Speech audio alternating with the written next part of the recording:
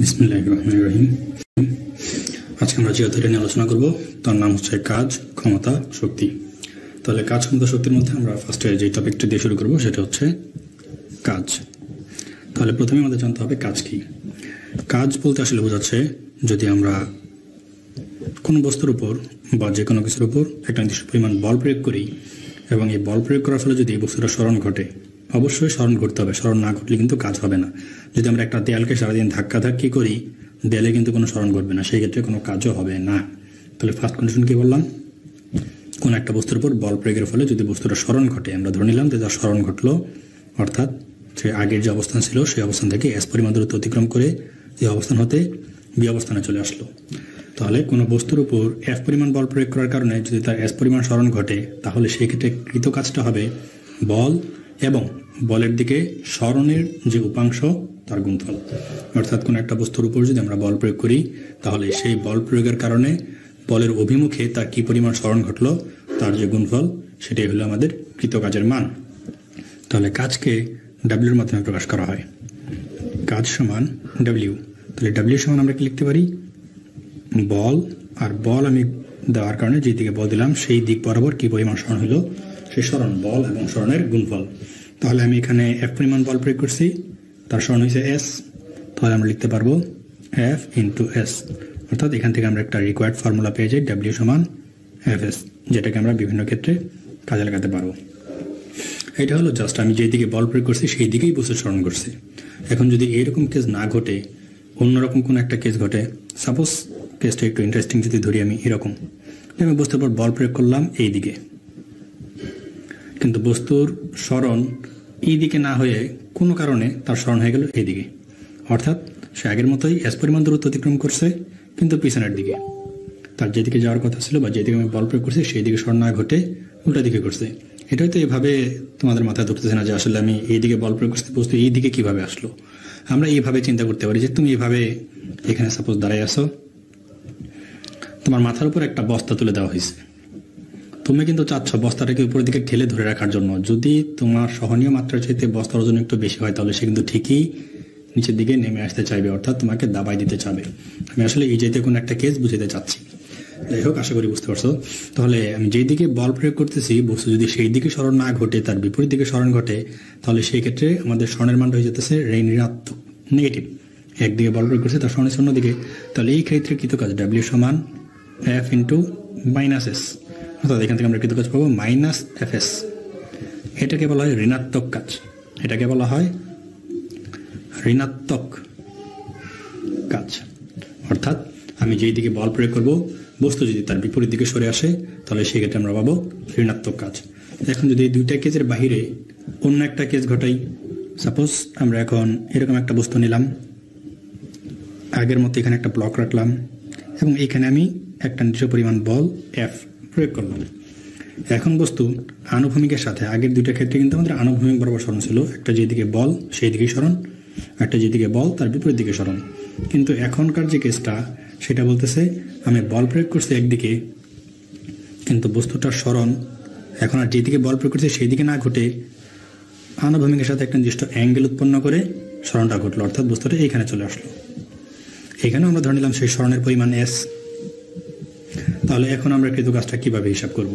আমরা কিন্তু বলে দিয়েছি যে কাজের সংজ্ঞা থেকে বলছিলাম যে বল, আর আমি বল যেদিকে প্রয়োগ করছি সেই দিকে স্মরণের উপাংশ। তাহলে এই যে স্মরণটা হয়েছে এস, এটা তো আমি যেদিকে বল প্রয়োগ করছি সেদিকে হয় নাই, কিন্তু আমাকে এই দিকের অংশটা নিয়ে কাজ করতে হবে। তাহলে আমরা এই দিকে ধরে নিচ্ছি তার কি পরিমাণ স্মরণ হচ্ছে, সরলরেখিক বরাবর একটা লম্ব টেনে দিলাম। তাহলে আমরা ধরি এটা একটা ত্রিভুজ এ বি সি। তাহলে এবিসি ত্রিভুজে আমি যেই দিকে বল প্রয়োগ করছি সেই দিক বরাবর তার যে স্মরণ সেটা হলো এই অংশটুকু। এই অংশটুকুর মান এখন আমাকে আগে বের করে নিতে হবে। এই অংশটুকুর মান বের করতে পারলে আমরা বলে ফেলতে পারবো যে আমাদের কৃত কাজের মান বল ইন্টু স্মরণ। বলের মান জানা আছে, স্মরণের মানটা আমাদের বের করতে হবে। দেখি আমরা বলে নিয়েছি যে সে আনুভূমিকের সাথে একটা অ্যাঙ্গেল উৎপন্ন করছে, এই অ্যাঙ্গেলের মানটা আমরা ধরে নিলাম থিটা। তাহলে এটা যদি একটা ত্রিভুজ হয়, এ বি সি একটা ত্রিভুজ হয়, আর এটা যদি একটা অ্যাঙ্গেল হয়, তাহলে কোণের বিপরীত বাহু হইল লম্ব, এটা হলো ভূমি, এটা হলো তার অতিভুজ। আমি অতিভুজের মান জানি, ভূমির মান আমার জানা দরকার। তাহলে আমরা কি জানি, কস থিটা সমান ভূমি বাই অতিভুজ। অর্থাৎ কবরে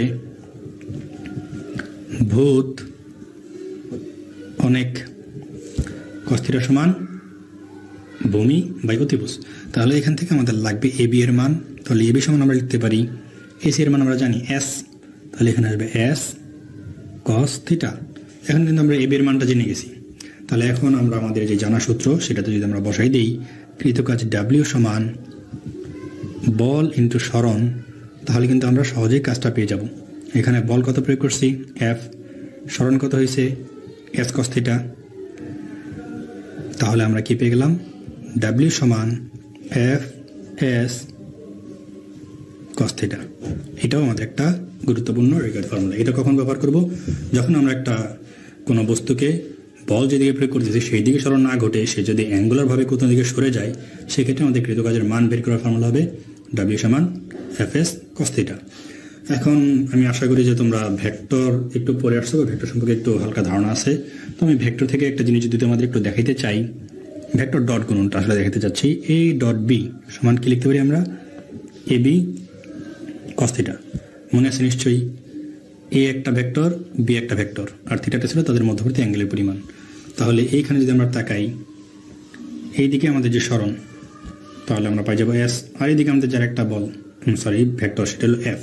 তাহলে A এবং S এবং এদের মধ্যবর্তী যে অ্যাঙ্গেল সেটা হলো থিটা। তাহলে আমরা কি এটাকে এরকম লিখতে পারি?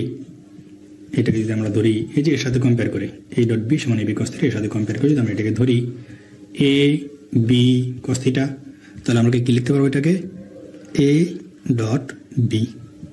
তাহলে আমরা পেয়ে যে W সমান F ডট S।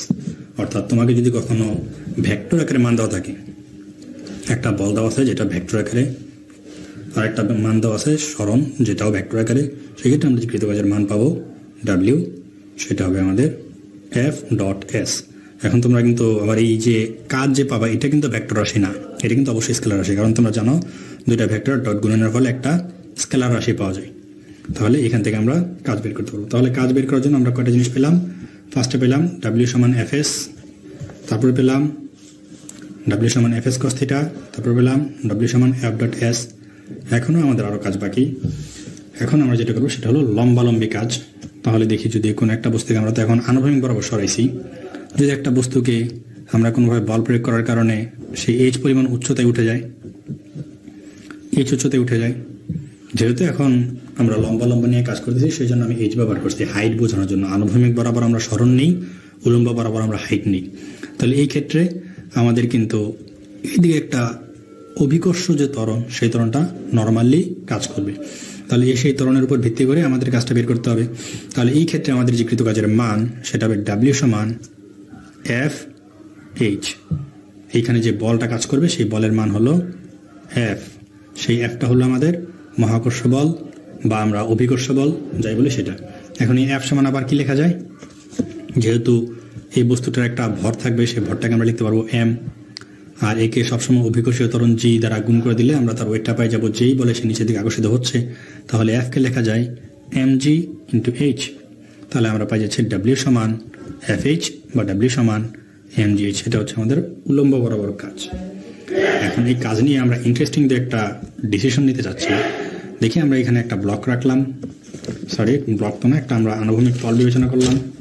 এই আনুভূমিক তলের উপর একটা বস্তু এখানে থাকার কারণে তার উপর সরণটা কত দিকে ঘুরতে পারে? সেই এইদিকে যেতে পারে, এইদিকে কোন দিকে যেতে পারে, লম্বালম্বী এইদিকেও যেতে পারে, অথবা এইদিকের কোনো একটা সেক্টরের দিকে সে যেতে পারে। আমরা জাস্ট এখানে সরণটা বোঝানোর চেষ্টা করতেছি। সরণ আমরা ধরে নিলাম যে বল এদিক থেকে আমরা প্রয়োগ করছি, বলের প্রয়োগের ক্ষেত্রটা নির্দিষ্ট, কিন্তু সরণ এইদিকে হইতে পারে। আচ্ছা, তাহলে এই দিক থেকে আমরা একটু দেখি তো আমাদের যে বল যে আমরা প্রয়োগ করতেছি এর সাথে কোণের পরিমাণটা কিভাবে আসতেছে। এইদিকে একটা কোণ, এইদিকে কোণ, এই কোণটা কিন্তু সূক্ষ্ম কোণ, এটা হলো আমাদের একটা 90 ডিগ্রি বা সমকোণ। আবার এই কোণটা যখন আমরা নেব তখন হয়ে যাচ্ছে কি কোণ? স্থূলকোণ। তাহলে আমরা এখান থেকে একটা ডিসিশন নেই। আগে একটু দেখি ডিসিশনটা আমরা কীভাবে কাজে লাগাবো। আমরা দেখেছি W সমান FS cos θ। তাহলে যদি কোনো কারণে সরণটা এই বরাবর ঘটে তাহলে আমরা আসলে কি পাই? FS cos 90 degree. cos 90 degree মান কত? 0। তাহলে আমরা কৃতকাজের মান পেয়ে গেলাম 0। তাহলে এটা কি হলো? আমি বল প্রয়োগ করলাম, বস্তু সরণ ঘটলো, তারপর কৃতকাজের মান কত? 0। ডিসিশনটা আসলে এরকমই। যদি আমরা কোনো বস্তুর উপর একটা নির্দিষ্ট পরিমাণ বল প্রয়োগ করি এবং বল প্রয়োগ করার কারণে তার সরণ যদি সরাসরি 90 ডিগ্রি বরাবর অর্থাৎ লম্ব বরাবর দণ্ডায়মান হয় বা কাজ করে বা এফেক্টেড হয়, সেক্ষেত্রে আমাদের কৃতকাজের পরিমাণ আসবে 0। আর যদি এটা ক্রস বলতেছিলাম তাহলে এটা আমাদের শূন্য কাজ, এটাকে আমরা বলি শূন্য কাজ। এখন এই যে এই দিকের কোণটা, এই দিকে যতগুলো আমরা দাগ টানি না কেন সবগুলো কোণ হবে কি সূক্ষ্ম কোণ, কারণ 90 ডিগ্রি যদি ছোট, 90 ডিগ্রি হয়ে গেলে তো সেটা শূন্য হয়ে গেল। তাহলে কোণের পরিমাণ যদি থিটার মান যদি লেস দেন 90 ডিগ্রি হয়, থিটার মান যদি লেস দেন 90 ডিগ্রি হয়, তাহলে সেই ক্ষেত্রে আমরা কাজটা পাই ধনাত্মক কাজ। ধনাত্মক কাজ অর্থাৎ আমি যে দিকে বল প্রয়োগ করছি বস্তুটা সেই দিকে সরণ করছে। যদি কোনো কারণে কোণের মানটা এই দিকে কোনো একটা অংশ হয়ে যায়, অর্থাৎ 90 ডিগ্রি বড় স্থূল কোণ, ডিসিশনটা কি theta is greater then 90 degree, সেক্ষেত্রে আমরা কাজটা পাবো ঋণাত্মক কাজ। তাহলে আশা করি তোমরা কাজের সেক্টরগুলো একটু ভালো মতো বুঝতে পারছো। আমরা বল প্রয়োগ করলাম, তার সাথে সরণটা যদি সরলরৈখিকভাবে ঘটে তাহলে তো ঘটলো, এটা হবে আমাদের ম্যাক্সিমাম কাজ। যদি এই মানটা আস্তে আস্তে বাড়তে থাকে 90 ডিগ্রির পূর্ব পর্যন্ত, সেই কাজটা হবে আমাদের ধনাত্মক কাজ। 90 ডিগ্রি হয়ে গেলে সেই কাজের পরিমাণ হবে আমাদের শূন্য বা শূন্য কাজ। যদি কোণটা আরামে বাড়িতে থাকে অর্থাৎ 90 ডিগ্রি থেকে বাড়তে থাকে, স্থূলকোণ হইতে থাকে, সেখানটা সেই ক্ষেত্রে আমাদের কাজের পরিমাণ হইতে থাকবে ঋণাত্মক কাজ। শূন্য কাজ, ধনাত্মক কাজ, ঋণাত্মক কাজ, এইগুলো আমরা অলরেডি এতক্ষণে বুঝে গেছি আশা করি। তাহলে এই কাজগুলো বোঝার পর আমরা এখন যে অংশটা নিয়ে কাজ করবো সেটা হচ্ছে উলম্ব বরাবর যদি সে অ্যাঙ্গুলারভাবে কাজ করে, অর্থাৎ এখানে কাজ করছিল আনুভূমিকভাবে অ্যাঙ্গুলারভাবে, এখন কাজ করতে যাচ্ছি আমরা উলম্ব বরাবর অ্যাঙ্গুলারভাবে। অর্থাৎ বিষয়টা কীরকম হচ্ছে, সাপোজ এখন তোমাকে সিঁড়ি বেয়ে উপরে উঠতে হবে, এটা হলো তোমাদের বাসা। মনে করো যে তোমাদের নিচতলা থেকে দোতলায় তোমাকে উঠতে হবে, এই হাইটটা তোমাদের হয়তো জানা আছে বা তোমাদের এই হাইটটাই আমাদের অবশ্য লাগবে, এই হাইটটা নিয়ে আমরা কাজ করবো। এখন তুমি এখান থেকে সিঁড়ি বেয়ে কতটুকু উপরে উঠতেছো সেটা তোমার জানা আছে, অর্থাৎ তুমি এদিকে এস পরিমাণ দূরত্ব অতিক্রম করছো সাপোজ। এখন এইদিকে যদি তুমি এস পরিমাণ দূরত্ব অতিক্রম করে থাকো আর এইখানে তোমার যদি একটা অ্যাঙ্গেল দেওয়া থাকে, সাপোজ এটার মান থিটা দেওয়া আছে, তাহলে সেই ক্ষেত্রে আমাদের এখন যে বলের মানটা আসলে আমাদের এখন বলটা কোন দিকে কাজ করতেছে, সবসময় অভিকর্ষ বল কিন্তু নিচের দিকে কাজ করে, কারণ কোনো একটা বস্তুকে আমাদের অভিকর্ষ ত্বরণ জি সবসময় নিচের দিকে টানে। তাহলে এক্ষেত্রে বলটা কাজ করতেছে নিচের দিকে, তাহলে আমাদের সরণ হওয়া উচিত নিচের দিকে। তাহলে আমাদের সরণ হয়তো নিচের দিকে অথবা উপরের দিকে যে কোনো একদিকে উঠবে, তাহলে অভিকর্ষ বল দ্বারা ধনাত্মক কাজ বা ঋণাত্মক কাজ সেরকম একটা কিছু হবে, কিন্তু কাজটা হবে উলম্ব বরাবর। তাহলে আমার বল যেহেতু এই দিকে কাজ করতেছে, আমার সরণ কিন্তু এই দিকে নিয়ে কাজ করতে হবে, যেহেতু বলের দিকে সরণ। অর্থাৎ আমরা যদি আবার আগের মতো ত্রিভুজ বানাই এ বি সি, তাহলে এখন আমাকে বিসি নিয়ে কাজ করতে হবে। তাহলে এই বিসিটা আসলে আমরা এখানে কীভাবে বের করব? তাহলে বিসিটা বের করার জন্য আমাদের যে সিস্টেম বা আমরা আসলে যেভাবে কাজ করব সেটা হচ্ছে এইখানের যে মান, এই অ্যাঙ্গেলটা যদি দেওয়া থাকে তাহলে এই কোণের বিপরীত হলো লম্ব, আমাদের এখন লাগবে লম্ব। তাহলে আমরা জানি সাগরে লবণ অনেক, অর্থাৎ সাইন থিটা সমান লম্ব বাই অতিভুজ এসি। তাহলে এখান থেকে আমার তো দরকার লম্বালম্বী যে উচ্চতা অর্থাৎ বিসি, তাহলে আমরা বের করবো বিসি সমান এসির মান আমরা জানি এস, তাহলে এস সাইন থিটা। তাহলে এই ক্ষেত্রে আমাদের সরণ হচ্ছে কত আসলে এস সাইন থিটা। এটাকে আমরা এস না ধরে এইচ যদি ধরি, যেহেতু আমরা এখন হাইট নিয়ে কাজ করতেছি, তাহলে আমরা পাবো এইচ সাইন থিটা। তাহলে এই ক্ষেত্রে আমাদের যে কৃত কাজ ডাব্লিউ সমান সেটা হবে F h sine theta, sorry sine g লিখে ফেলেছি আমি, এটা হবে সাইন থিটা। আচ্ছা, এখন এই জায়গায় আমাদের আসলে কনফ্লিক্ট হয় যে যদি এই অ্যাঙ্গেলটা দেওয়া থাকে তাহলে আমরা সাইন ব্যবহার করবো, বা এই অ্যাঙ্গেলটা দেওয়া থাকলে কস ব্যবহার করবো, এই জিনিসগুলো নিয়ে আমাদের একটু সমস্যা হয় বা কনফ্লিক্ট দেওয়া থাকে। তাহলে আমি ধরলাম যে আমাদের এই অ্যাঙ্গেলটা দেওয়া ছিল, সেই হিসাবে আমি কাজ করছি। যদি কোনো কারণে এই অ্যাঙ্গেলটা দেওয়া থাকে, আমরা এই অ্যাঙ্গেলটা দেওয়া নেই। আচ্ছা, এতে কিন্তু আমাদের আসলে তেমন কোনো সমস্যার কথা না, যদি তোমরা কনসেপ্টটা ক্লিয়ারই রাখো। দেখো, যদি এটা আমাদের একটা অ্যাঙ্গেল হয় তাহলে কোণের বিপরীত হয় এটা লম্ব, কিন্তু আমাদেরকে এখন লম্ব লাগবে, আমাদের এখন লাগবে কোনটা এইটা ভূমি, কারণ আমাদের লম্বালম্বী সরণ হলো বিসি। তাহলে আমাদের যেহেতু এটা বের করতে হবে, আর আমরা যেহেতু এই এসির মান জানি, তাহলে এখন আমাদের ব্যবহার করতে হবে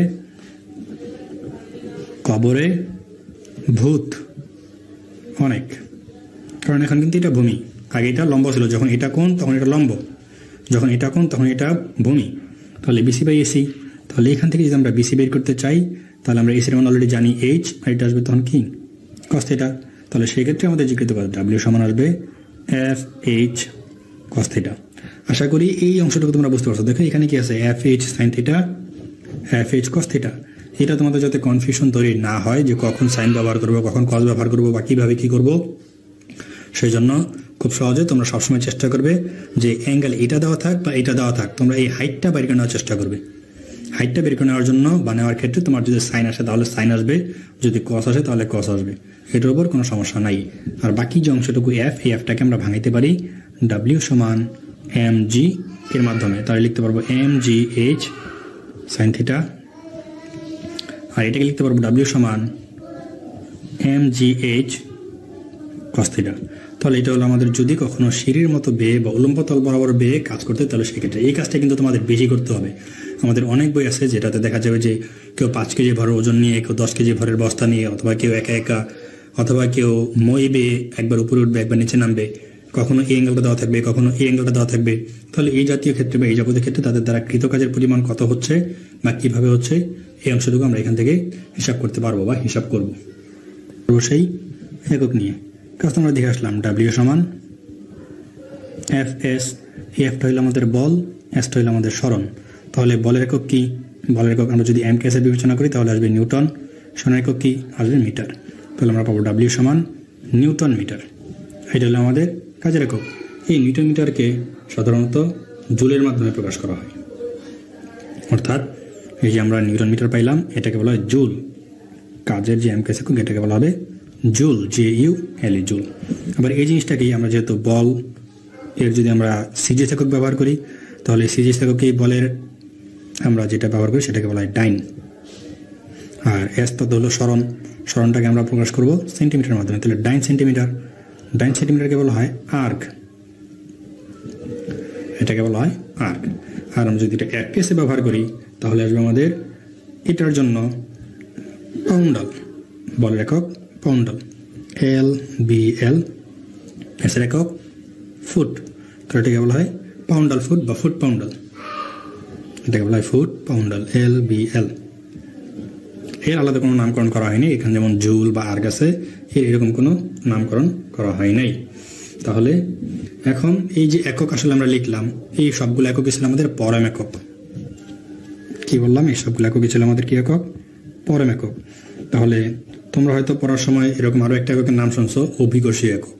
তাহলে পরম একক আর অভিকর্ষী একক বলতে আসলে কি বোঝায় এটা একটু ভালোভাবে খেয়াল করো, আমি তোমাদের একটু বোঝানোর চেষ্টা করি।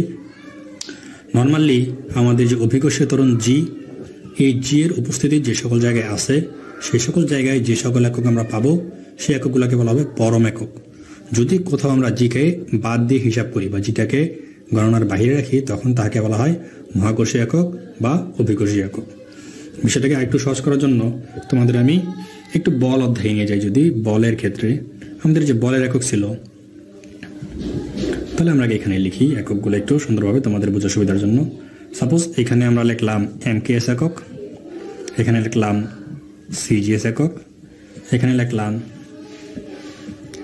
এফপিএস একক। তাহলে এমকেএস এককে বলের একক কি? নিউটন। সিজিএস এককে কি? ডাইন। এফপিএস এককে কি? পাউন্ডাল। এটা কিন্তু সবগুলোই হলো আমাদের পরম একক। এই সবগুলো হলো আমাদের কি? পরম একক। এখন এটাকে যদি আমরা জি দ্বারা ভাগ করে দিতে চাই, অভিকর্ষী একক বানাচ্ছি আমি, অভিকর্ষীয় একক বানাবো আমরা। তাহলে অভিকর্ষী এককের ক্ষেত্রে আমি একটু আগে বলছিলাম যে আমরা জিটাকে বাদ দেবো, বিবেচনা বাইরে রাখবো। সাপোজ আমাদের এফ সমান কি? এমজি। তাহলে এখান থেকে যদি আমরা জিটা বাদ দিতে চাই আমাকে এটা জি দ্বারা ভাগ করে দিতে হবে। তাহলে জি কাটা, তাহলে থাকবে কি? এম। আর এমটা হলো জাস্ট ভর, এটা তোমরা নিজেরাই জানো। তাহলে এখান থেকে আমাদের যে জিনিসটা থাকে সেটা হলো জাস্ট ভরটা থাকে। তাহলে ভরটা যদি থাকে, এমকেএস এককে ভরের একক কি? কেজি। এর সাথে আমাদের ওয়েটটা আমরা যোগ করে দেবো, যে কেজি ওয়েট। সিজিএস এককে ভরের একক গ্রাম, গ্রাম ওয়েট। এটাতে পাউন্ড, তাহলে পাউন্ড ওয়েট। এটা বাইর করার অপশনটা কি ছিল? তাহলে আমরা যে নিউটন ছিল, নিউটনকে যদি আমরা জি দ্বারা ভাগ করি তাহলে আমরা এটা পাবো। যদি আমরা ডাইনকে জি দ্বারা ভাগ করি তাহলে আমরা এটা পাবো। যদি আমরা পাউন্ডাল, LBL, পাউন্ডালকে যদি আমরা জি দ্বারা ভাগ করি তাহলে আমরা এটা পাবো। এই যে জি এর মান কত? জি এর মানকে আমরা সবসময় 9.8 ব্যবহার করব? সবসময় আমরা 9.8 ব্যবহার করব না। এইখানে আমরা এম কেস একক নিয়ে কাজ করতেছি। এম কেস এককে জি এর মান 9.8, এইখানে শুধু আমরা 9.8 ব্যবহার করব। এখানে জি এর মান আমরা সিজিএস নিয়ে কাজ করতেছি, এখানে জি এর মান ব্যবহার করব 980। এখানে আমরা এফপিএস একক নিয়ে কাজ করতেছি, এখানে আমরা জি এর মান ব্যবহার করব 32। তাহলে আশা করি এই অংশটুকু তোমরা একটু ভালো মতো বুঝতে পারছো। যদি এই অংশটুকু তোমাদের একটু ক্লিয়ার হয়ে থাকে তাহলে তোমরা পরবর্তীতে পরম একক আর অভিকোষী একক এর মধ্যে আর কোনো গন্ডগোল থাকবে না আশা করি। এই জিনিসগুলো তোমরা খুব সহজেই ক্যাপচার করতে পারবে বা বুঝতে পারবে। যদি আমরা কাজের জন্য এককগুলো বের করতে চাই তাহলে আমরা আগে সে আগের মতো একটা ছক আকারে বের করার চেষ্টা করি। এখন আমরা বের করতেছি ওয়ার্কের জন্য। তাহলে এইদিকে ছিল আমাদের পরম একক, এখানে দিলাম পরম একক, এখানে দিলাম অভিকর্ষী একক, এখানে হলো অভিকর্ষী একক। তাহলে এখানে আমাদের ছিল একটা এম কেস একক, একটা হবে সিজিএস একক, একটা হবে এফপিএস একক। তাহলে এম কেস এককের কাজের একক কি? JULE, joule. যদি এটাকে আমরা একটু ভাঙানোর চেষ্টা করি, একটু দেখি আমরা কাজ ডাব্লিউ সমান এফএস, তাহলে এফ নিউটন মিটার। আমরা এটা ভাঙাই দেখছিলাম যে এটা হয় কি নিউটন মিটার। এখানে নিউটন, এটাকে যদি আমরা আরো ভাঙাই, মানে এফটাকে যদি আবার আমরা ভাঙাই, এফ সমান কি লেখা যায়? এমজি। এম এর একক কি? কেজি। জি এর একক কি? Metre per second square. অর্থাৎ আমরা টোটাল এককটাকে কি লিখতে পারবো? Kg metre per second square. আর এই যে এই এস এর জন্য আসতে আমাদের আরেকটা মিটার তেলে এটা যাবে মিটার স্কোয়ার। তাহলে আর পাবো KG metre square second inverse. আচ্ছা, তাহলে এটা হলো আমাদের নর্মালি পরম এককে কাজের একক। সিমিলারভাবে আমরা যদি সিএস এককে বের করতে চাই, এটার জন্য পাইছিলাম আর্ক। আর যদি আমরা ভাঙাই তাহলে M G R H by M G S, তাহলে এম এর জন্য হলো আমাদের গ্রাম, তারপরে জি এর জন্য হলো সেন্টিমিটার পার সেকেন্ড, আর এই এস এর জন্য আবার আরেকটা সেন্টিমিটার। এফপিএস এ আমরা পাইছিলাম ফুট পাউন্ডাল, তাহলে সেই কাজটা লিখি ফুট LBL ফুট পাউন্ডাল।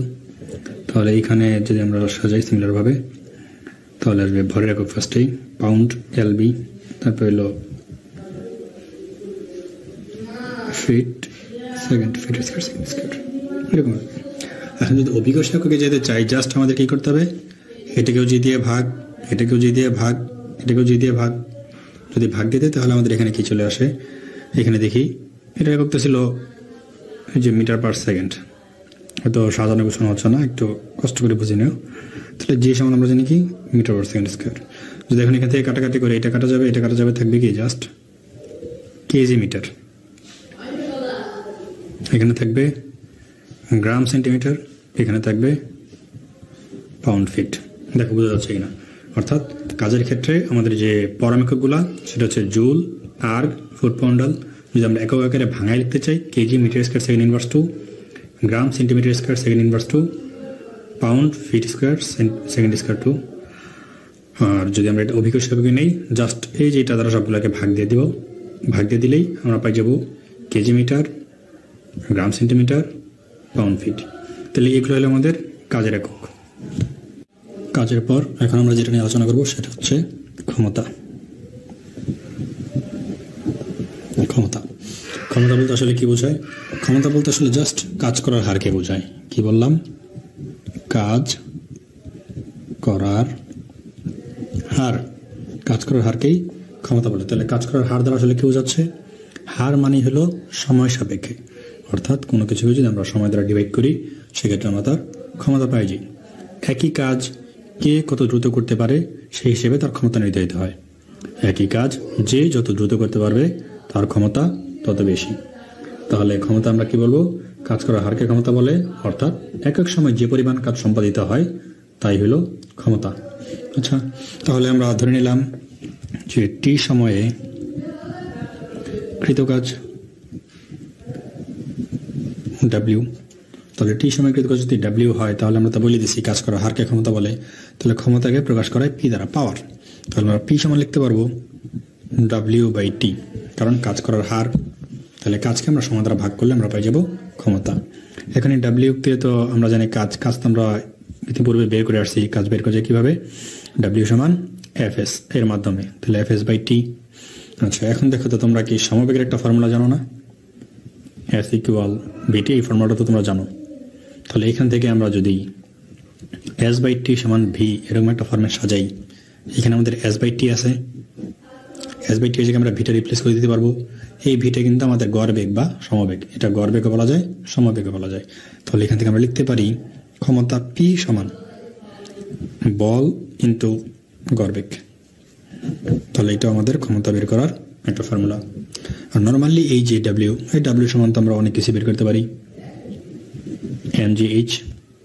যদি অভিকর্ষ বল দ্বারা হয় তাহলে যেটা বাদ চলে যাবে, সেই ক্ষেত্রে কিন্তু আমাদের ডাব্লিউ হিসেবে কি এম জি। এটা হলো সাধারণ বা পরম, এটা হলো অভিকর্ষীয়,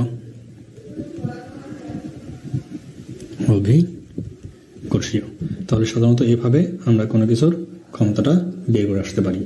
আর ক্ষমতার যে একক, ক্ষমতার একককে বলা হয় ওয়াট।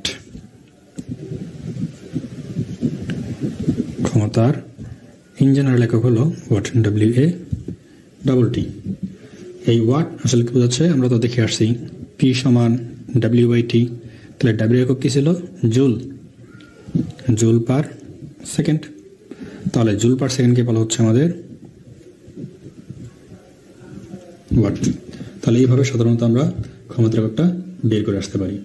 এখন যদি আমরা এফপিএস এককে এটা চিন্তা করি যে এফপিএস এককে আসলে কি হয়, তাহলে হবে এফপিএস ইউনিট। এফপিএস ইউনিট এটা হবে foot poundal, foot poundal, LBL, foot poundal, কারণ আমরা কৃত কাজের মান দেখে আসছিলাম ফুট পাউন্ডাল। তাহলে ফুট পাউন্ডাল পার সেকেন্ড। এইভাবে সিমিলারভাবে যদি আমরা সিজিএস এককে বের করতে চাই তাহলে সেখানে আসবে আর্ক, তাহলে চলে আসবে কি আর্ক পার সেকেন্ড। তাহলে সিজিএস ইউনিট এখানে চলে আসবে আর্ক, আর্ক পার সেকেন্ড। তাহলে এম কে আছে জুল পার সেকেন্ড, এফপিএস এ foot poundal per second, CGS এ আর্ক পার সেকেন্ড। তাহলে এটা হলো আমাদের এম কে ইউনিট, এটার মান। এখন আমরা যদি এটাকে আরেকটু বড় এককে প্রকাশ করতে চাই, সাধারণত আমাদের ম্যাক্সিমাম অঙ্কে এই ক্ষমতাগুলোকে হর্স পাওয়ারে চেয়ে থাকে, এইচপি। এইচপি মানে বোঝাচ্ছে কি হর্স পাওয়ার। এই হর্স পাওয়ার যদি আমাদের কখনো মানটা বের করতে বলে তাহলে এফপিএস এককের ক্ষেত্রে একটু ব্যতিক্রম মনে রাখতে হবে যে এফপিএস ইউনিটের ক্ষেত্রে আমাদের যে কৃত কাজের মান ডাব্লিউ আর আমাদের যেই ক্ষমতাটা ছিল, আমাদের ক্ষমতা আমরা যেভাবে বের করতাম সাধারণত ডাব্লিউ বাই টি, এর সাথে যদি আমরা 550 গুণ করি তাহলে সেই ক্ষেত্রে এটা হয়ে যাবে আমাদের হর্স পাওয়ার ইউনিট, এইচপি। অর্থাৎ যদি আমরা সূত্র আকারে সাজাতে চাই, আমি একটু সুন্দরভাবে লিখে দিই, তাহলে এটাকে লেখা যাবে এইচপি সমান ডাব্লিউ বাই 550 টি। তবে এইখানে মনে রাখতে হবে এইখানে ডাব্লিউ অবশ্যই, এখানে ডাব্লিউ অবশ্যই অভিকর্ষীয় এককে বসাতে হবে, অভিকর্ষীয় এককে বসাতে হবে।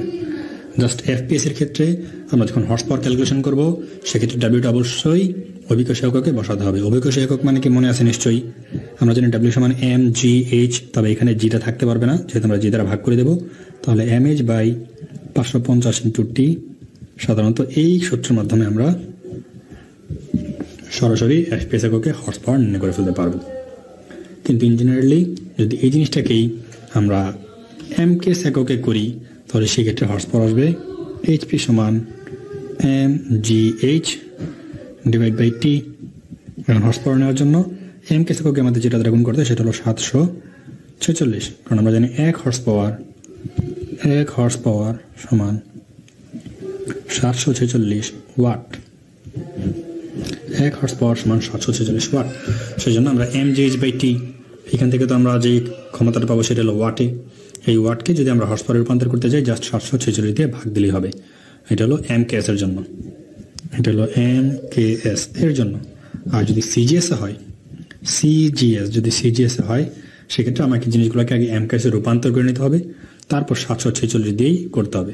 সিজিএস থেকে সরাসরিভাবে করার অপশনটা সাধারণত একটু জটিল হয়ে যায়। সেজন্য আমরা যেটা করি যে আগে সিজিএসে যে ডাটাগুলো দেওয়া আছে সেই ডাটাগুলোকে এমকেএসে রূপান্তর করে এভাবে আমরা ওয়াটের মাধ্যমে ক্ষমতাটা বের করে সেটাকে 746 দিয়ে ভাগ করে তারপর আমরা ক্ষমতাটা নির্ণয় করি।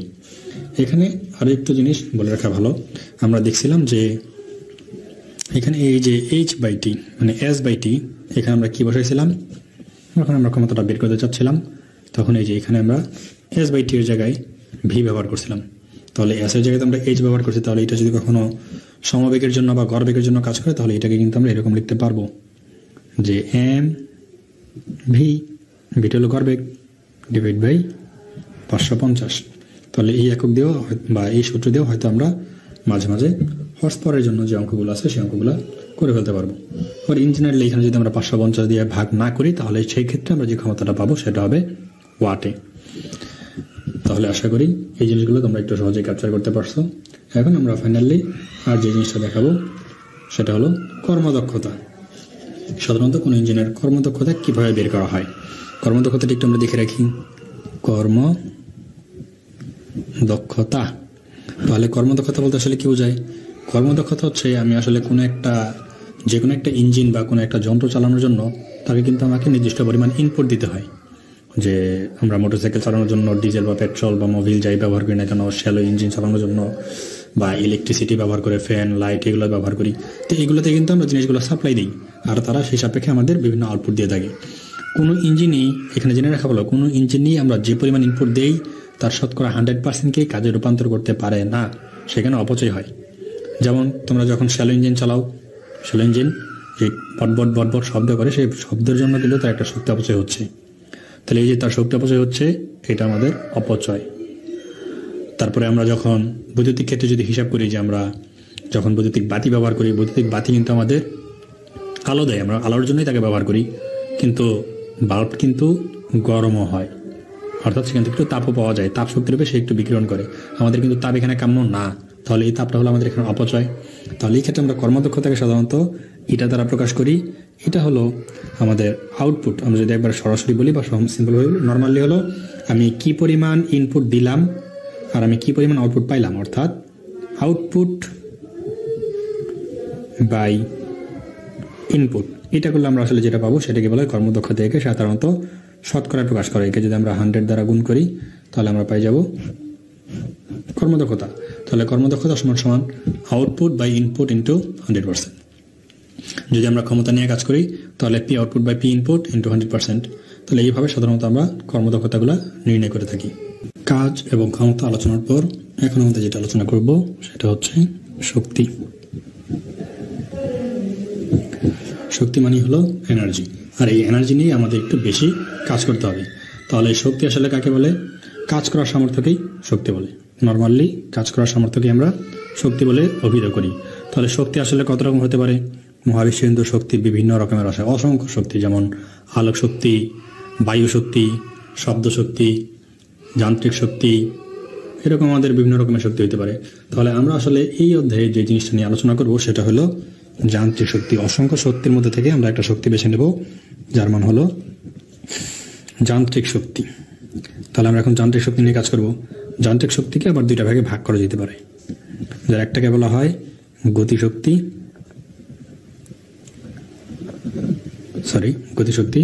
বা কাইনেটিক এনার্জি, একটাকে বলা হবে বিভব শক্তি বা স্থিতি শক্তি বলে থাকে অনেকে। বিভব শক্তি বা স্থিতি শক্তি বা পটেনশিয়াল এনার্জি। তাহলে এটা দ্বারা আমরা কি বুঝলাম? কাইনেটিক এনার্জি গতিশক্তি, পটেনশিয়াল এনার্জি বিভব শক্তি। একটাকে ইকে দ্বারা প্রকাশ করা, একটাকে ইপি দ্বারা প্রকাশ করা হয়। তাহলে এই দুটো হলো আমাদের নর্মালি যান্ত্রিক শক্তি। তাহলে আমরা এই যান্ত্রিক শক্তি দুটো নিয়ে কাজ করব। এখন সে গতিশক্তি আর বিভব শক্তি বলতে আসলে কি বোঝায়? তাহলে গতিশক্তি হচ্ছে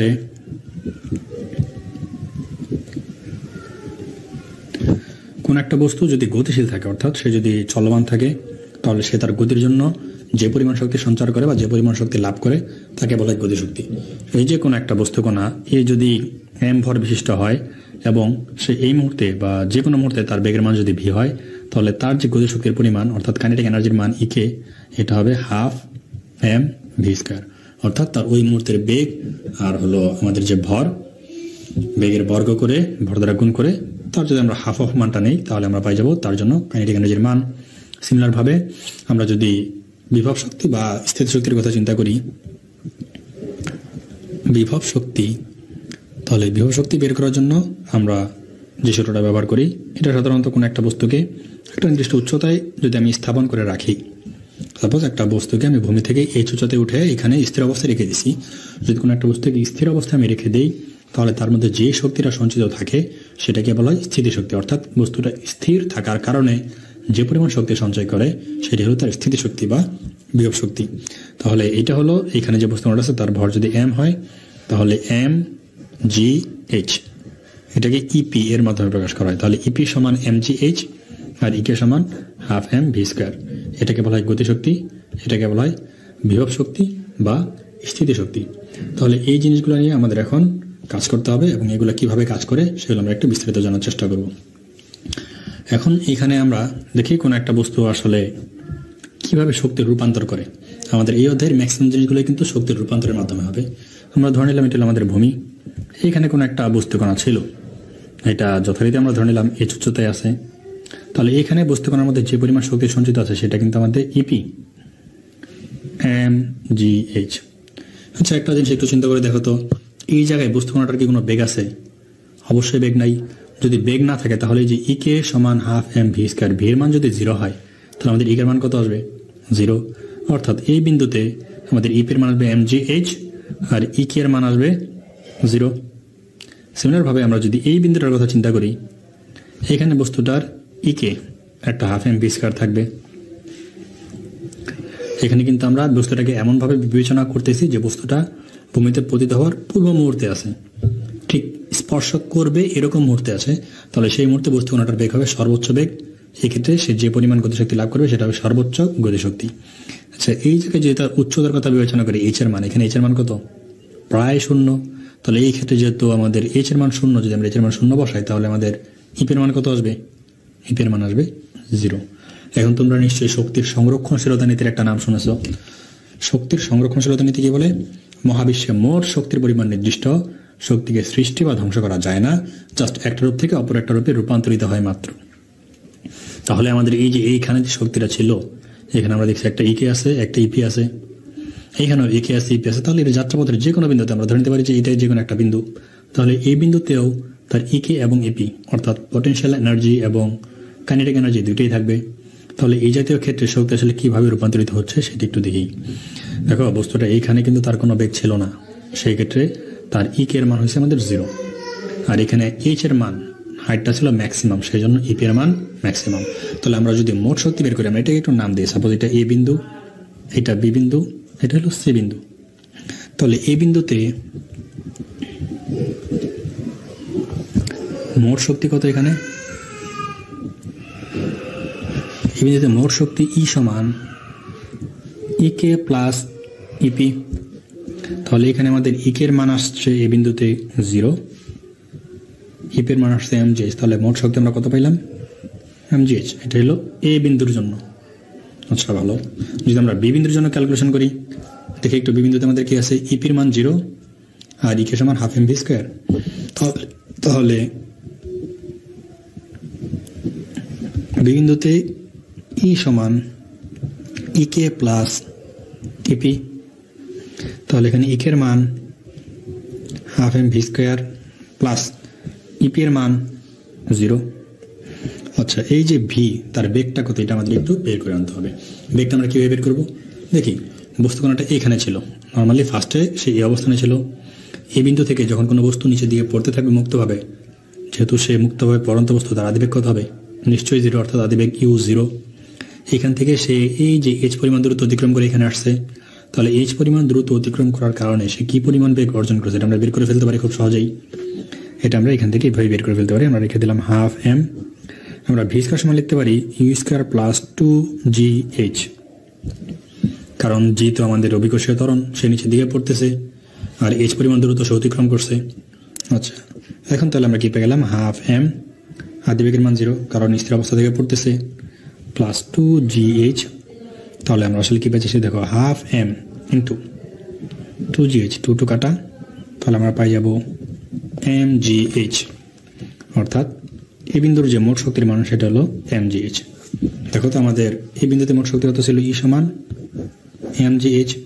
তাহলে আমাদের কিন্তু এ বিন্দু এবং বি বিন্দু দুইটাতেই মোট শক্তির পরিমাণ কত, mgh। অর্থাৎ শক্তির যে সংরক্ষণশীলতা নীতি আছে সেই নীতিটা কিন্তু এখানে প্রমাণিত হইল। সে কি বলছিল, মহাবিশ্বের মোট শক্তির পরিমাণ নির্দিষ্ট, শক্তিকে সৃষ্টি বা ধ্বংস করা যায় না, শক্তিকে জাস্ট এক রূপ থেকে অপর রূপে রূপান্তর করা যায় মাত্র। তাহলে এখানে শক্তিটা কিভাবে রূপান্তর হইতেছে একটু খেয়াল করে দেখো।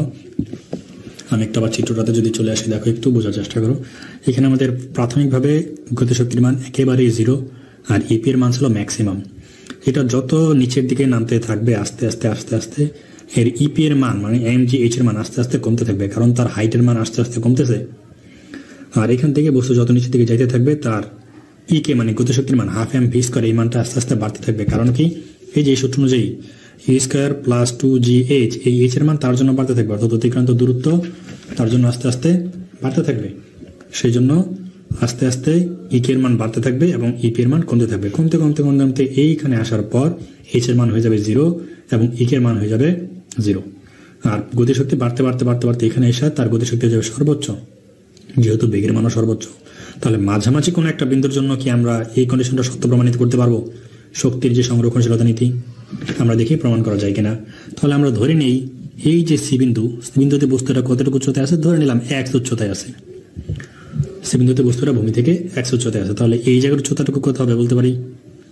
নিশ্চয়ই বলতে পারবো। পুরো যদি h হয়, পুরোটা ছিল আমাদের h, এটুকু যদি x হয় তাহলে এটা অবশ্যই h মাইনাস x। তাহলে এইখান থেকে আমরা একটু গতিশক্তি এবং স্থিতিশক্তি বের করার চেষ্টা করি। সি বিন্দুতে স্থিতিশক্তি একদম ইজিলি আমরা বের করে ফেলতে পারি। ইপি সমান mgh।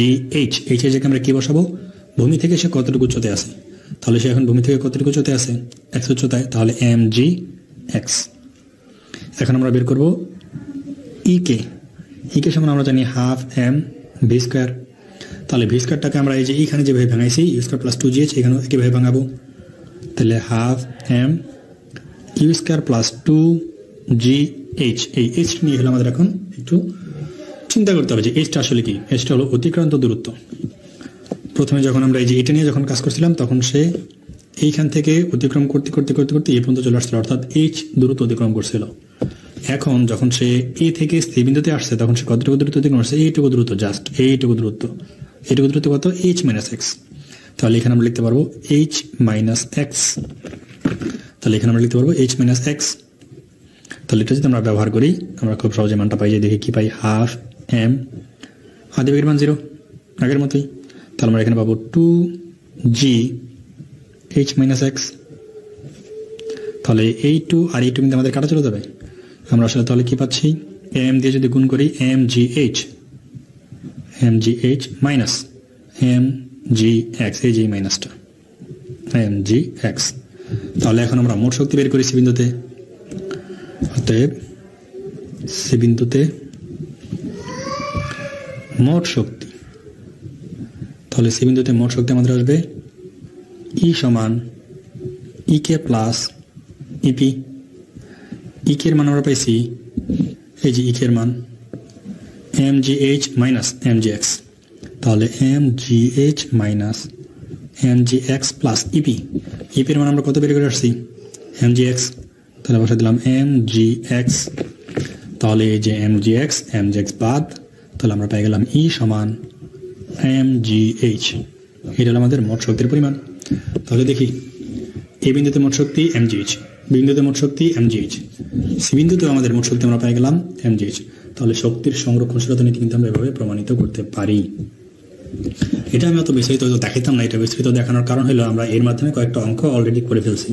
অঙ্কটা আসলে কিরকম দেখো, আমরা সি বিন্দুতে গতিশক্তি বের করতে পারছি এবং স্থিতিশক্তি বের করতে পারছি। যে সি বিন্দুতে বিভব শক্তি আমরা এইভাবে বের করবো, আর যে কোনো বিন্দুর জন্য আমরা পটেনশিয়াল এনার্জি বের করে আসছিলাম, এখানে গতিশক্তি আমরা এভাবে বের করব। ফরম্যাটটা আশা করি বুঝতে পারছো। যদি যে কোনো বিন্দুতে তুমি পিপি এবং একে বের করতে পারো, তাহলে তোমাকে প্রায়ই এরকম অনেক অঙ্ক হতে বলবে যে যাত্রাপথের কোথায় গতিশক্তি স্থিতিশক্তির দ্বিগুণ হবে, অথবা স্থিতিশক্তি গতিশক্তির 1.5 গুণ হবে, অথবা যে কোনো একটা শক্তি অন্য একটা শক্তির 2/3, 1/3, যাই বলুক না কেন, যাই বলা থাকুক, তুমি কিন্তু এখন এটা পারবে। তুমি যদি এরকম ভাবে গতিশক্তির স্থিতিশক্তি বের করে ফেলতে পারো, তারপর তুমি ইজিলি অঙ্কটা করে ফেলতে পারবে। জাস্ট কন্ডিশনটা তুলে ধরলেই হবে। বাকিটুকু আশা করি যদি এই পর্যন্ত বুঝে থাকো, বাকিটুকু আমরা যখন ম্যাথমেটিক্যাল আলোচনা করব, যখন এরকম কোনো একটা অঙ্ক ফেস করব, তখন তোমাদের ধারণাগুলো একেবারেই ক্লিয়ার হয়ে যাবে। তো সেই পর্যন্ত আমরা এটাকে এই পর্যন্তই রাখবো। এখন আমরা যে অংশটুকু নিয়ে আলোচনা করবো বা যে জিনিস নিয়ে আলোচনা করবো, সেটা হলো কোনো একটা বস্তুর ভার কেন্দ্র নিয়ে কিভাবে কাজ করা যায়। সাপোজ তোমাকে একটা ইট দেওয়া হলো, ইট মনে করো এটা হলো তোমাদের একটা ইট। এই ইটটা সমান অবস্থায় ছিল, তোমার কাজ হলো এই ইটটাকে এইভাবে দাঁড় করাই দেওয়া। তাহলে এই যে ইট, এটাকে তুমি সোজা অবস্থা থেকে দাঁড় করাই দিছ, এখানে তোমাকে কি পরিমাণ কাজ করতে, সেটি হলো তোমার এখনকার কাজ, যে একটা ইটকে সমান অবস্থা থেকে দাঁড় করাই দিতে তাকে কি পরিমাণ কাজ করতে হয়। তাহলে এটা আসলে আমরা কিভাবে বের করতে পারি? দেখো, যে কোনো একটা বস্তু যদি বস্তুটা সুষম হয়, এটা অবশ্যই সুষম একটা বস্তু, সুষম সরবুজ। তাহলে যে কোনো একটা বস্তু যেগুলো সুষম বস্তু, সেই সুষম বস্তুর ভরগুলো সাধারণত তার মধ্যবিন্দুতে কাজ করে। ভর কেন্দ্র কি? আসলে কোনো একটা বস্তুর টোটাল ভর যে বিন্দুতে কাজ করে সেটাকে বলা হয় ভর কেন্দ্র। তোমরা নিশ্চয়ই সার্কাস খেলায় দেখো যে এইভাবে এক আঙ্গুলের উপর কোনো একটা কিছুকে দাঁড় করায় রাখে, এই যেমন আমি কলমটাকে দাঁড় করাইতে বলছিলাম। তাহলে কলমে টোটাল ভরটা যে বিন্দুতে কাজ করতেছে, সেই বিন্দুতে যদি আমি একটা সুইয়ের মাথায়ও রেখে দিতে পারি, সেটা স্থির অবস্থায় দাঁড়ায় থাকবে। আর এই বিন্দুটাকে বলা হয় ভর কেন্দ্র। তাহলে ভর কেন্দ্র নিয়ে আমরা এখন কাজ করতে হবে। তাহলে কোনো একটা বস্তু যখন সমান অবস্থায় থাকে, তাহলে তার ভর কেন্দ্রটা কোথায়? এই যে ঠিক তারই মাঝামাঝি। যখন দাঁড়ানো অবস্থায় থাকবে তখন তার ভর কেন্দ্র কোথায়? তখনও ঠিক মাঝামাঝি। আচ্ছা, তাহলে এই যে আমাদের ইচ্ছা ছিল, তার প্রস্থ বা ব্যাস যদি ডি হয়, আর তার যে হাইট, এটা যদি এই যে এই হাইটটা এটা যদি এইচ হয়, তাহলে এই বিন্দুটার মান কত? অবশ্যই h/2। এই বিন্দুটার মান কত? অবশ্যই d/2। তাহলে আসলে তার আলটিমেট সরণ হচ্ছে কত দেখি। আমরা যদি এটাকে একটু এরকমভাবে চিন্তা করার চেষ্টা করি, তাহলে তার ভরকেন্দ্র আগে এই জায়গায় ছিল, এখন ভরকেন্দ্র এই জায়গায় চলে গেছে। তার মানে তার সরণ কিন্তু জাস্ট এইটুকু, আমাকে এইটুকু সরাইতে হয়েছে। এই যে আমাদের কৃতকাজ ছিল কি mgh, এই এইচ নিয়ে আমরা এখন কাজ করতেছি। সে আগে ছিল এই বিন্দুতে, এখন আমি তাকে সরিয়ে নিয়েছি এই বিন্দুতে। তাহলে আমি তাকে কতটুকু সরিয়ে দিলাম? তার ভর কেন্দ্রের সরণ। এখান থেকে আমাদের যে পরিবর্তন সেটা হবে ভর কেন্দ্রের সরণ। তাহলে ভর কেন্দ্রের সরণ কত আসতেছে? h/2 minus d/2। সে কোথায় ছিল, কোথায় গেল? জাস্ট আমরা এই হাইট থেকে এই হাইটটা বাদ দিয়ে দিলে এইটুকু আমরা পেয়ে যাব। তাহলে এখন যদি আমরা কাজ বের করতে চাই, তাহলে w সমান mg h, h এর জায়গায় h/2/d/2। এই ফর্মুলা ব্যবহার করে আমরা খুব সহজেই কোনো একটা বস্তুকে সমান অবস্থা থেকে দাঁড় করে দেওয়ার জন্য কি পরিমাণ কাজ করতে হয়েছে সেই কাজটা বের করে ফেলতে পারবো। এটা দাঁড় করে দেওয়ার জন্য যে রকম হবে, সবাই দেওয়ার জন্য একরকম হবে। ভরকেন্দ্রের সরণ তো আমাদের একটাই। তাহলে আশা করি ভরকেন্দ্রের সরণ সংক্রান্ত জিনিসটা বুঝতে পারছো। এখন আমরা আরো একটা ইম্পর্টেন্ট টপিক নিয়ে আলোচনা করবো, সেটা হলো হাতুড়ির বিষয়টা। হাতুড়ি আসলে কিভাবে কাজ করে? দেখো, যখন আমরা এরকম একটা খাড়া দেওয়াল চিন্তা করি, এখানে আমাদের একটা পিন আছে। এই পিনটাকে আমরা হাতুড়া দ্বারা আঘাত করে, সাপোজ এটা হলো আমাদের সেই হাতুড়া, এই হাতুড়া দ্বারা আঘাত করে আমাদের পিনটাকে ভিতরে ঢুকাইতে হবে। তাহলে আমরা যখন হাতুড়াটাকে যখন এই যে এইভাবে আঘাত করি, তখন কিন্তু এই হাতুড়াটা তাকে একটা নির্দিষ্ট বেগ নিয়ে এসে আঘাত করে। ধরে নিলাম হাতুড়ার সেই মুহূর্তের বেগ v। তাহলে তার মধ্যে যে পরিমাণ শক্তি সঞ্চয় হয়েছে, সেই শক্তির মান কত? ½ mv²। এই বেগ নিয়ে এসে তাকে আঘাত করবে। এখন ধরে নিলাম আঘাত করার কারণে পিনটা এতটুকু ঢুকে গেল। কি পরিমাণ ঢুকছে? ধরে নিলাম x পরিমাণ ঢুকে গেছে। তাহলে যদি x পরিমাণ ঢুকে যায়, এই যে আমি যেই দেওয়াল বা যে কাঠ বা যার ভেতরেই আমি যে পিনটাকে আটকে দিতে চাচ্ছিলাম, তার একটা বাধা বল অবশ্যই আছে, সেই কারণে পিনটা পুরোপুরি ঢুকতে পারে নাই, বা পুরোপুরি ঢুকলেও আমাকে কয়েকবার আঘাত করা লাগছে। তাহলে এই জায়গায় তার যে বাধা বল, সেই বাধা বলটা যদি f হয়, তার বাধা বলটা যদি হয় f, আর সে যদি প্রবেশ করে x পরিমাণ, তাহলে এই ক্ষেত্রে তার যে কৃতকাজ সেটা হলো বল ইন্টু সরণ, বল বাধা বল f, সরণের মান x, তাহলে তার জন্য মান হবে fx। তাহলে এই যে fx পরিমাণ বস্তুটার কাজ হইল, এই কাজটা করার জন্য কি পরিমাণ শক্তি আমাকে দেওয়া লাগছে? ½ mv²। তাহলে এইখান থেকে আমরা বলতে পারবো যে আমাদের এই পরিমাণ শক্তি ব্যয় করার কারণে আমার এই পরিমাণ কাজ সম্পাদিত হয়েছে, অর্থাৎ Fx সমান হাফ এম ভি স্কোয়ার। অর্থাৎ যদি কোনো একটা পেরেকের উপর বা কোনো একটা পিনের উপর আমরা উলম্বভাবে আঘাত করি, সেক্ষেত্রে তার জন্য যে কৃত কাজ বা তার জন্য ম্যাথমেটিক্যাল সমস্যা সমাধান করার যে ফর্মুলা সেটা হবে Fx সমান হাফ এম ভি স্কোয়ার। তারপরে দেখি আমরা এখন উলম্ব ক্ষেত্রে, সাপোজ এইখানে একটা তার কাটা আমরা ডাকবো, এই যে এই পিনটাকে আমরা এখন ভেতরে ঢুকাবো। এখনও সিমিলারভাবে আগের মতো আমাদের যে হাতুড়াটা ছিল সেই হাতুড়াটাই আছে, হাতুড়া দিয়ে এখন এটাকে আঘাত করতে হবে। এখন তাকে আঘাত করে যদি আমি আগের মতো এক্স পরিমাণ ভিতরে ঢুকাই দিতে পারি, তাহলে কি হচ্ছে দেখি। এখানে তো আমাদের আগের মতো বাধা বল তলে থাকবে এফ, তাহলে আমাদের এখানে কাজ হবে Fx। এটুকু মোটামুটি আমাদের আগের মতো থাকলো। সে এখনও আগের মতো এসে একটা ভি বেগে আঘাত করবে, তাহলে এখনও তার হাফ এম ভি স্কোয়ার পাওয়া যাবে। কিন্তু সে যখন উলম্ব বরাবর এসে আঘাত করতেছে, তার কিন্তু একটা স্থিতিশক্তি এসে এর মধ্যে জমা হচ্ছিল। সেখানে আঘাত করার কারণে এই যে পিনের মধ্যে একটা স্থিতিশক্তি এসে তার উপর আঘাত করে। সেই স্থিতিশক্তিটা কত? নর্মালি আমাদের যে হাতুড়াটা আছে, হাতুড়ার ভর এম, অভিকর্ষ ত্বরণ জি, আর কি পরিমাণ স্মরণ আমরা ঘটাতে সমর্থ হয়েছি সেটা, অর্থাৎ এম জি কতটুকু স্মরণ হয়েছিল? এক্স। অর্থাৎ হাতুড়া থেকে আমরা M G X half M V square এই দুইটা শক্তি পাবো, যে শক্তির সমন্বয়ে Fx পরিমাণ কাজ সম্পাদিত হবে। অর্থাৎ কোনো একটা পেরেকের উপর যদি আমরা আনুভূমিকভাবে আঘাত করে তাকে ভিতরে ঢুকাইতে চাই, সেক্ষেত্রে আমাকে ফোর্স প্রয়োগ করতে হবে half M V square plus M G X. এই জন্য আমরা যে পরিমাণ কাজ পাবো সেটা হবে Fx। এই জাতীয় ক্ষেত্রে আমরা সূত্রটাকে লিখতে পারি Fx সমান half M V square plus M G X. তাহলে যদি উলম্বভাবে আমরা আঘাত করি সেক্ষেত্রে Fx সমান হাফ এম ভি স্কোয়ার, যদি আমরা আনুভূমিকভাবে আঘাত করি তাহলে Fx সমান half M V square plus M G X. তাহলে এই জিনিসটা আশা করি তোমরা বুঝতে পারছো। এই জিনিসগুলা আমাদের সামনে ম্যাথমেটিক্যাল সমস্যা যখন সমাধান করব, তখন এই জিনিসগুলো ব্যবহার করে আমরা অনেকগুলা ম্যাথ বা সমস্যা সমাধান করব। সেই সময় আশা করি এই জিনিসগুলো তোমাদের কাজে লাগবে। আরেকটা জিনিস আমি তোমাদের একটু বুঝাই দিতে পারি, যে কোনো একটা বস্তুকে যখন আমরা উপর থেকে নিচের দিকে ফেলে দেব, তখন কিন্তু এই জায়গায় যখন বস্তুটা ছিল তখন এখানে তার যে শক্তি সেটা ছিল আমাদের কি ইপি, মানে কি আমাদের এম জি এইচ। যখন বস্তুটা এখানে এসে আঘাত করে তখন তার কি শক্তি থাকে? ইকে, মানে হাফ এম ভি স্কোয়ার। তাহলে বস্তুকণাটা যদি আমরা জানি যে এই যে শক্তির সংরক্ষণশীলতা নীতি অনুযায়ী যে এখানকার যে শক্তির মানে এমজিএইচ, এখানে হয়েছে সেটা এমজিএইচই হয়। তাহলে এটা আমরা সাধারণ চিন্তা ভাবনা করছি। এখন যদি বলে দেওয়া থাকে এখানে বাতাসের বাধা আছে, কি বলে দিলাম? এখানে বাতাসের একটা বাধা বল আছে, ধরে নিলাম সেই বাধা বলের মান হলো এফ। এফ পরিমাণ একটা বল কাজ করতেছে, যেটা আমাদের এখানে বাধা বল হিসেবে কাজ করতেছে। তবে যদি এখানে কোনো বাধা বল থাকে তাহলে বাধা বলটা কি হবে? আমাদের অপচয়। সাপোজ আমরা এখান থেকে 10 জুল শক্তি সাপ্লাই দিছি, এখানে বাধার কারণে বাতাসের বাধার জন্য 2 জুল পরিমাণ শক্তি অপচয় হয়ে যাবে। তাহলে এখানে এসে আমরা যে পরিমাণ শক্তি পাবো সেটা যাবে 8 জুল। তাহলে কিন্তু আমাদের তখন আর ইপি সমান ইকে হবে না, কিন্তু শক্তির সংরক্ষণশীলতা নিতে কিন্তু ঠিকই সংরক্ষণ থাকবে। মোট প্রোভাইডকৃত শক্তি, আমরা মোট অবশিষ্ট যে শক্তি পাবো সেটা আর অপচয়কৃত শক্তি সব হবে কি সমান। তাহলে এই জায়গায় এসে আসলে আমরা যে সূত্রটা লিখতে পারবো সেটা হবে আমাদের এইখানকার যে শক্তি ছিল এম জি এইচ, সেটা ছিল এম জি এইচ সমান আমরা যে শক্তিটা পাইছি হাফ এম ভি স্কোয়ার, এটা আমাদের অবশিষ্ট শক্তি, আর আমাদের যেটা অপচয় হয়েছে সেটা এফ এইচ। তাহলে যদি বাতাসের বাধা, ঘর্ষণ বল, এই জাতীয় জিনিসগুলো যদি বলা থাকে যে ঘর্ষণ বাধা অপেক্ষা করে বা ঘর্ষণ বল অপেক্ষা করো বা বাধা বল অপেক্ষা করো, সেক্ষেত্রে আমরা এই জিনিসটা বাদ দিয়ে দিই। যদি কখনো এই মানটা দেওয়া থাকে সেক্ষেত্রে হবে এম জি এইচ সমান half M V square plus F H. এই জিনিসগুলো ব্যবহার করে আমরা খুব সহজে এই জিনিসগুলোর সাথে ম্যাথমেটিক্যাল সমস্যার সমাধান করে দিতে পারবো। এখন ফাইনালি আমাদের আর দুই একটা জিনিস দেখা বাকি আছে। এর মধ্যে খুব গুরুত্বপূর্ণ একটা জিনিস হলো কাজ শক্তি উপপাদ্য। কাজ শক্তি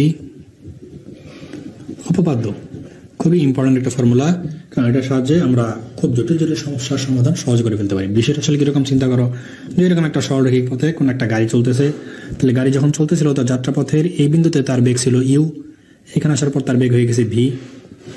যদি এখানে V is greater than U হয়, অর্থাৎ তার বেগ যদি কোনো কারণে বেড়ে থাকে, তাহলে এখানকার শক্তির পরিমাণ তো আমরা জানি হাফ এম ইউ স্কোয়ার, এখানে শক্তি হলো half M V square.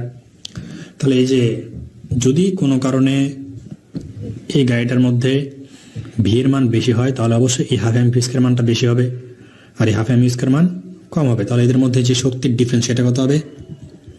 Half M V square minus half M U square. তাহলে এই পরিমাণ শক্তির যে ডিফারেন্স তার মধ্যে হবে, এই শক্তির ডিফারেন্সটা দিয়েই গাড়িটা একটা নির্দিষ্ট পরিমাণ কাজ করতে পারবে। সেই কাজটা হলো আমাদের এফ এক্স। আমরা কি বুঝতে পারছি কি বলছি?